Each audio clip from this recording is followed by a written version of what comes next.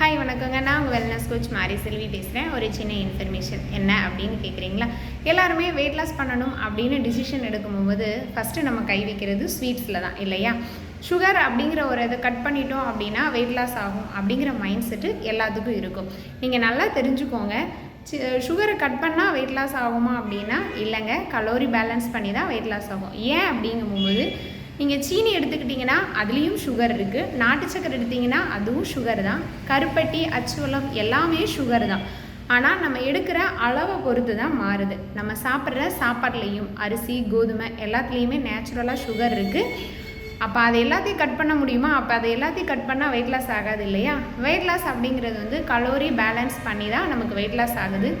So நீங்கள் நல்லா தெரிஞ்சுக்கோங்க. இல்லை நான் டீ காஃபிலலாம் சீனி போடலைங்க, நாட்டு சக்கரை போடுறேன், டீ காஃபிலலாம் நான் சீனி போடாமல் கருப்பட்டி போடுறேன் அப்படிங்கிற மைண்ட் செட்டை மாற்றிட்டு வெயிட் லாஸ் அப்படின்னு பண்ணும்போது ஈட்டிங் ஹேபிட்ஸ் மூலமாகவும் நியூட்ரிஷன் ஃபுட்டு எடுத்துக்கிட்டு நம்ம கலோரி பேஸ் பண்ணி வெயிட் லாஸ் பண்ணுறோமே தவிர சுகரெல்லாம் கட் பண்ணிவிட்டு வெயிட் லாஸ் பண்ணணும் அப்படிங்கிறது இல்லை. அதோட அளவை பொறுத்து தான் நமக்கு வெயிட் லாஸ்க்கு சப்போர்ட் பண்ணும்.